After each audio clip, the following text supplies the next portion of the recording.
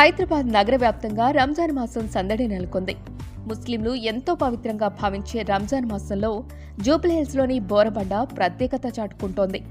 నగర మాజీ deputy mayor, Borabanda corporator Mohammed Baba Fasiuddin తెల్లవారుజామున నిర్వహించే సెహరీమాని నిర్వహిస్తున్నారు.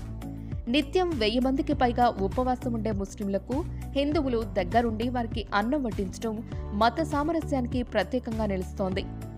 గత 12 సంవత్సరాలుగా బాబా ఫసియుద్దీన్ ఆధ్వర్యంలో ప్రతి ఏటా నెల రోజుల పాటు ఈ కార్యక్రమాన్ని నిర్వహించడం ఆనవాయితీగా మారింది. అర్ధరాత్రి నుంచి రకరకాల వంటలు వండుతూ తెల్లవారుజామున 4 గంటల వరకు సెహరీ ఏర్పాట్లను పూర్తి చేస్తున్నారు. ఈ సెహరీలో ఉపవాసం ఉండే ముస్లిం సోదరుల కోసం biryani, chicken, dal rice, juice, పండ్లు, స్వీట్స్తో పాటు రోజుకో రకమైన వెరైటీ వంటకాలు వండిస్తూ ఉపవాసం ఉండేవారి ఆకలిని తీరుస్తున్నారు బాబా ఫసియుద్దీన్.